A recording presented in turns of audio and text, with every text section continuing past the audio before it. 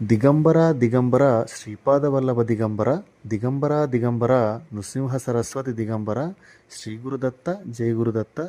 ఈ వీడియోలో మీరు చూస్తున్నటువంటి ఈ మహిమాన్వితమైనటువంటి ప్రదేశము శ్రీ దత్తగురు భోజన పాత్ర మందిర్ శిరోల గ్రామం అండి. ఈ శిరోల గ్రామం ఎక్కడుందంటే నర్సోబావాడి లేదా నృసింహవాడి క్షేత్రానికి 7 కిలోమీటర్ల దూరంలో ఉంది.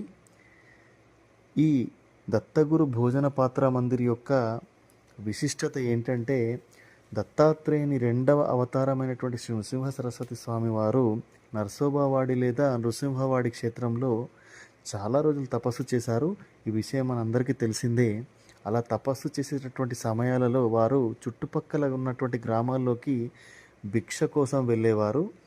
అలా భిక్షకు వెళ్తూ ఇక్కడ ఉన్నటువంటి ఒక నిరుపేద భార్యాభర్తల ఇంటి ముందుకు వచ్చి వారు భిక్షను అడుగుతారు. అప్పుడు వారు ఎంతగానో సంతోషించి శ్రీ నృసింహ సరస్వతి స్వామి వారిని వారింటికి భోజనానికి ఆహ్వానిస్తారండి. కానీ ఆ సమయంలో వారింటిలో స్వామివారికి వడ్డించడానికి అరిటాకులు కూడా లేని పరిస్థితి ఉంటుంది. అంత పేదవారు అన్నమాట.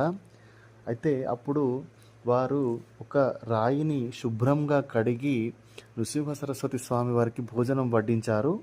అప్పుడు వారి భక్తికి ఎంతగానో సంతోషించినటువంటి శ్రీ నృసింహ సరస్వతి స్వామివారు వారి హస్తముద్రను ఆ రాయిపై ఉంచుతారండి. ఆ హస్తముద్ర ఆ రాయిపై పడింది. ఇప్పటికీ మీరు ఆ హస్తముద్రను దర్శించుకోవచ్చు. ఆ హస్తముద్ర ఉన్నటువంటి ప్రదేశమే శ్రీ దత్తగురు భోజన పాత్ర మందిర్ శిరోల గ్రామంలో ఉందండి.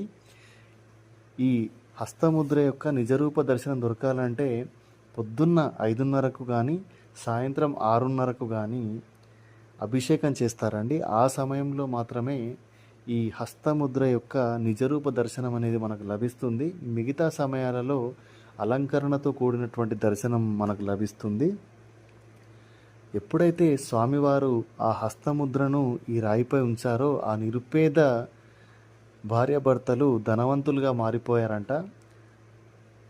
అలాంటి మహిమాన్వితమైనటువంటి ప్రదేశమే శ్రీ దత్తగురు భోజన పాత్ర మందిర్ శిరోల గ్రామం. ఈసారి మీరు నృసింహవాడి లేదా నర్సోబావాడి వెళ్ళినప్పుడు తప్పకుండా శ్రీ నృసింహ సరస్వతి స్వామివారి హస్తముద్రలు కలిగినటువంటి ఈ దత్తగురు భోజన పాత్ర మందిరాన్ని తప్పకుండా దర్శించండి. శ్రీ గురుదత్త జయ గురుదత్త. దిగంబర దిగంబర శ్రీపాద